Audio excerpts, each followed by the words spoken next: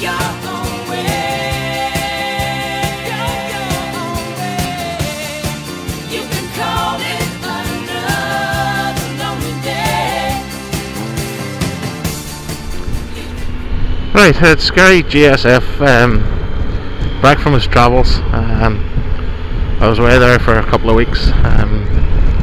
Spent a bit of time in Mallorca and then took a cruise out from there. Great time had by all. Good weather apart from the first day on the ship. But I thought I'd maybe do like a little holiday review on this, a little cruise review. The cruise was bought independently. It was not without. We got it without flights. We took our own flights with EasyJet. Didn't take the holiday company ones. Had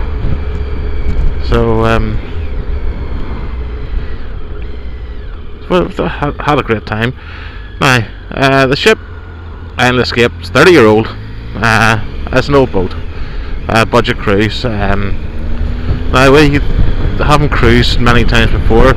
We found that a basic cabin does it, so we took a basic cabin, which was reasonably roomy. Not like a hotel room, but it was reasonably roomy for a cruise ship. And you know, your regular small bathroom, shower, toilet type thing. That was absolutely fine.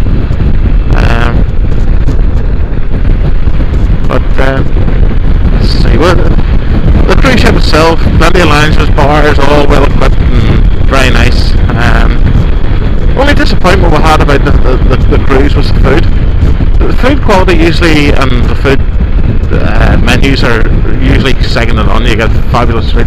It just wasn't wonderful. It was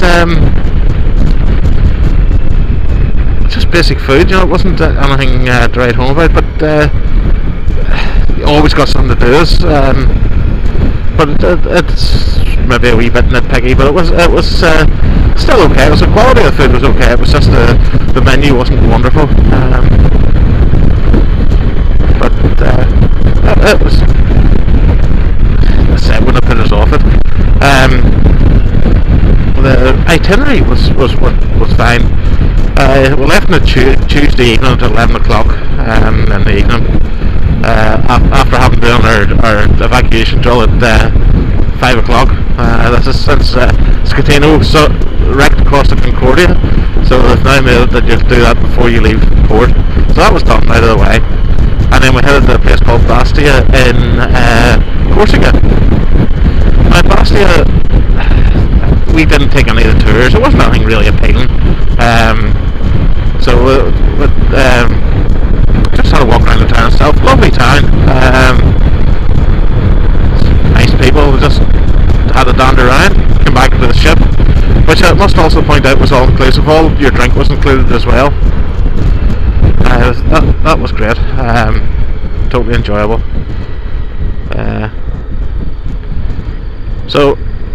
But then on the way to Bastia, you do a full day at sea, and I have to say it was the roughest weather I've ever had on a cruise ship. It was force 10 gusting to force 11, just short of hurricane force winds.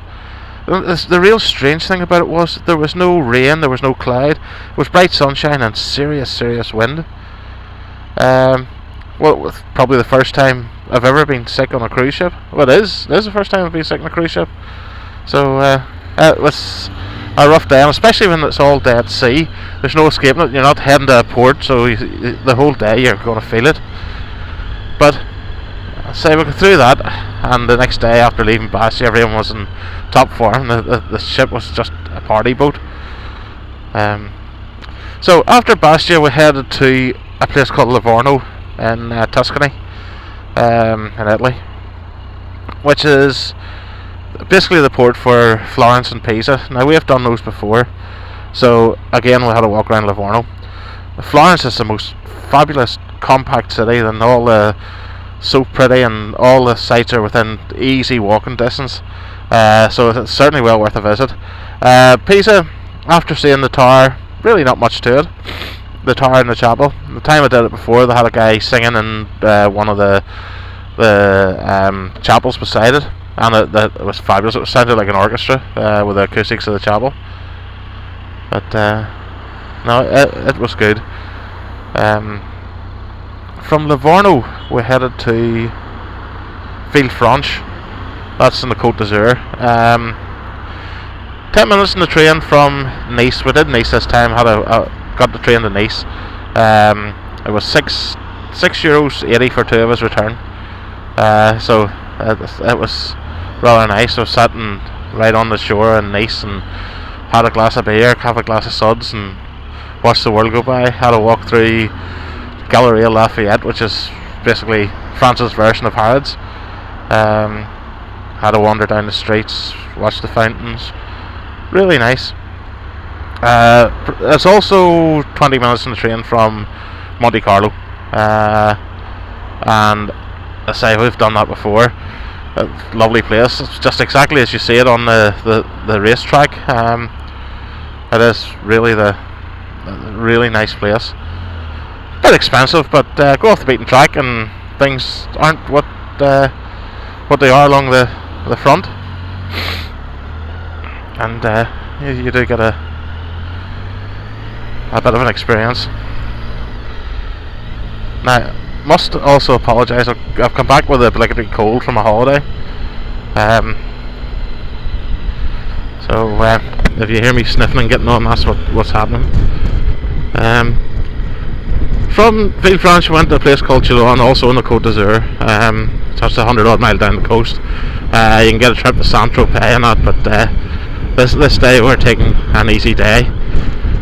It was Sunday also, so in France pretty much everything shuts up shop. So again, we just had a walk around. It's not a bad place. They had a market on, and every stall was selling fruit, so it wasn't much use to us. We weren't taking fruit back to the boat. It was all sitting there for us anyway. So, but nothing much to be bought there. Seen there was because the place was all shut up shop for Sunday. So sailed from there overnight to Barcelona. Barcelona's a fabulous place. Took an open top bus tour around Barcelona. Quite expensive, €27. But still, it was good to see the place. We had stayed on it before. It was fine, and then sailed back to Palma. Our flight wasn't till midnight, and everyone else is, you're out of your cabin at 8 o'clock in the morning. But we could stay in the boat and have food and drink the whole way through the day. By this stage, you're actually fed up drinking and eating. After a week on a cruise, it's just life gets too much. So, well, yeah, of course, we had our bite to eat and everything was fine. And let us stay to 6 o'clock. So then we got out and got our taxi over to the airport. So really quite good. As I say, okay, as cruises go, and I've done 17. I would say it's probably the worst cruise for food. And that's one of the highlights of a cruise. Now, I'm saying it being the worst, it's not bad. Don't get me wrong, it's not bad. The big question is, would you do it again? Damn right. Great entertainment, great people, great fun. So it's be on the cards again. I'm starting to look around again for another cruise. Value wise, a week all inclusive in a basic cabin, all came in at $465 each. So that's really can't complain about value. Some nice places to see. Some really nice ports, and the staff cannot be faulted. You know, when getting a drink, you didn't have to get up your seat. Get friendly with a couple of the waiting staff, and anytime I was halfway down through my glass, there's another two sitting behind it. So the staff, they really do spoil you. So if you ever decide to have a look at one, they're really good. But say that was the worst, but still a fantastic holiday, and value wise can't touch it. And I'll say I would use again. Now other people who have been on that ship before had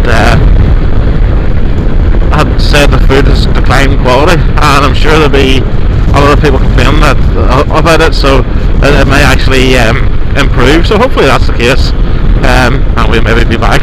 The week before I spent 5 days in Palma Nova, Mallorca. Found a great wee hotel, good location. So that was a fabulous holiday. It's thoroughly recommended to anyone. I say it's not the most wonderful food in the world on that island escape, but I say you can forgive it for the price. Say the drinks that were on offer, the all-inclusive, were fine. My beer, which is Spanish, and Boddington's bitter, all quite nice. And you had all the local spirits. You had a range of cocktails, all inclusive. So there you go. That's what I've been up to. I was glad to get home. Little Honda had done in the headstock burnings, so I left it in before I went and picked it up when I came home. So that's sorted, but I couldn't wait to get back onto two wheels. It's the only thing missing about going on holiday, that you don't have your bike with you, unless you go on the bike. But so there you go. That's what I've been up to. Great to be back out on the bike. Haven't got to see any real vids. The only real downer about it was the sad loss of Simon Andrews. Rest in peace, Simon. It's just, really entertaining rider. The strange thing was, I had British Superbikes recorded, and he took a bad tumble in it as well. Problem is with bad tumbles on the road, is there's too many things to hit. And well, I did see the accident on YouTube. He looked to be out cold before he hit the curb, that I'm sure caused the major damage. So hopefully he didn't know anything about it. So a bit of a tragedy. There's been the programmes on the television, debating where it should be banned. Ban that there, unless those guys who have this lust for speed out free on public open roads, and probably the same result would happen. So ban the event's not going to cure that lust for adrenaline.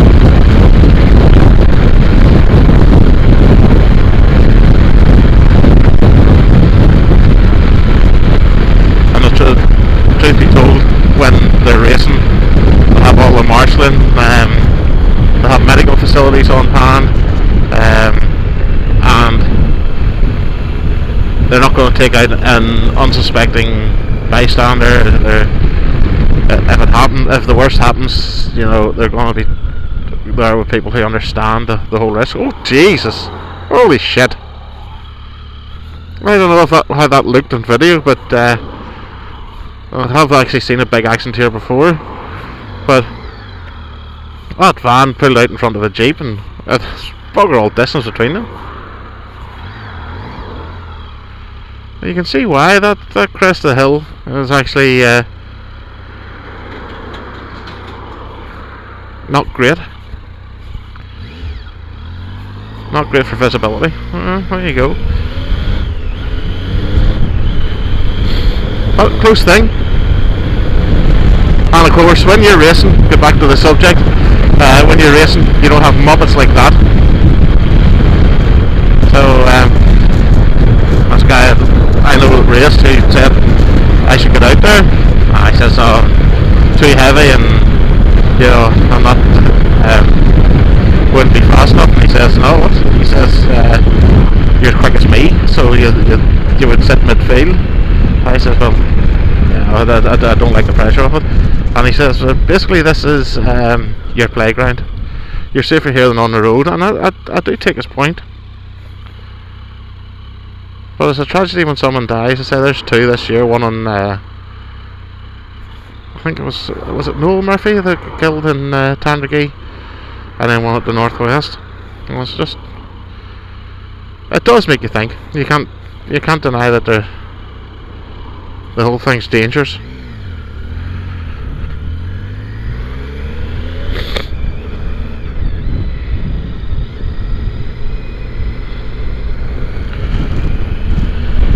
So there you go. It's a sad note.